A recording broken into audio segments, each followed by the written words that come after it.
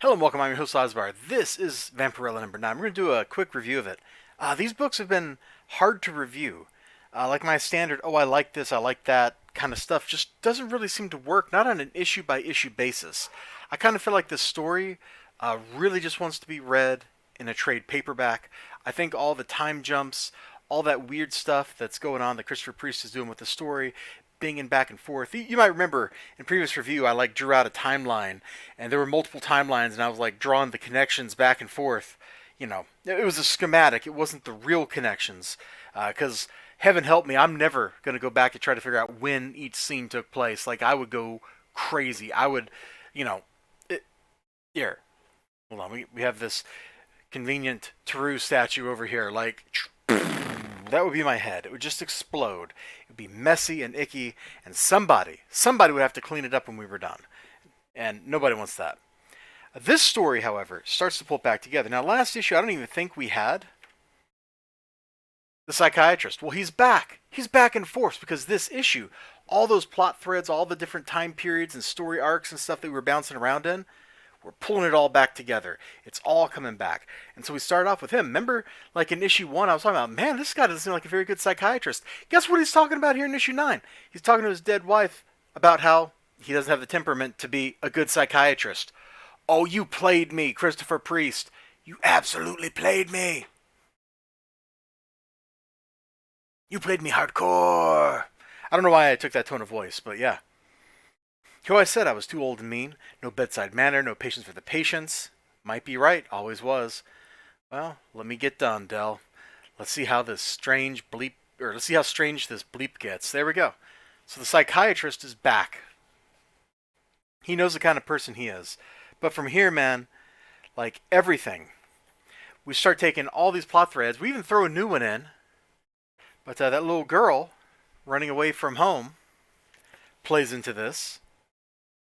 Oh, everything plays into this, man. Look, there's Benny and Vampirella. There's the ex-girlfriend, who's definitely thinking some bad thoughts, man. She's thinking about all the, her relationship with Vampirella, Vampirella's relationship with the nun, like, there's all that kind of stuff. We got some nunnery going on here. It is not going to go well. It is not going to go well. Maybe the only thing I want to call the book out for actually involves that. But like everything, look, it's the dude, the Mr. Ever Living, Ever Rotting Zombie, and she knows it. She smells him. Smells like death. Oh yeah, that's what I want to hear. Everything, everything that's happened pulls back into this man. He's here. She's there. She's there. Like all these enemies that have been conspiring, every last one of them is here. They're all working together on the plane crash. They're all working together. They're coordinating. They're getting the timing down for their evil scheme. The only person who's not like part of the evil scheme is, well, okay, Benny, the nun, and the ex-girlfriend. They're like the only people that aren't Vampirella that aren't in on this evil scheme in this issue. Okay, I guess the psychiatrist too, but come on. Come on, he's a psychiatrist. He's just there. He frames the stories at the beginning. Whoa. I was looking at the cover gallery. I shouldn't have done that. But yeah, we all circle back, man. We're back at the beginning. 6 weeks later. Miss Normandy, is it? You remember this. This is issue 1. So while on the one hand, I feel like I've just spoiled the whole book by showing you those random bits and talking about how everything's coming together, I don't feel like I've spoiled it because we already knew that was going to happen because we saw that in issue 1. We saw the plane crash. It's very satisfying reading this, seeing how all these different threads, all these different people, all these different things, events, places, times are coming back together, are connecting, and basically like coming to a very satisfying, well, I already used the word satisfying, but yeah, coming to a very satisfying, like, kind of closure. I dug it. This feels like this could just be the last issue. I don't think it is, but it sure feels like it.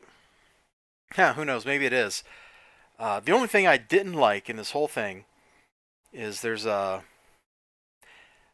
bit with the nuns and Oh,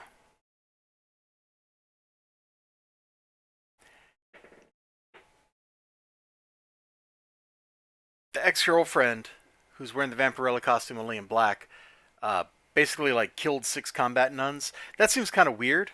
That seems kind of out of left field for that character. Maybe I'm wrong. That's like the only complaint I have in this book. I've had a lot of complaints about the storytelling up until here, all that bouncing around and stuff, all the non-linearity. That's gone, man. Yeah, it's still non-linear as all get out, but it's non-linear in a way that it's all starting to make sense again, if that makes sense. I sure hope that makes sense. I don't know if I'm making sense. This has been a fun ride. It's absolutely been a fun ride. Definitely read this as a trade, though. Don't read this issue to issue like I have been. It doesn't read well in this format. Not at all. That's all I gotta say. You all take care of yourselves. Remember to like, comment, subscribe, all that good stuff. I sure hope to see you again next time. And until then, bye bye.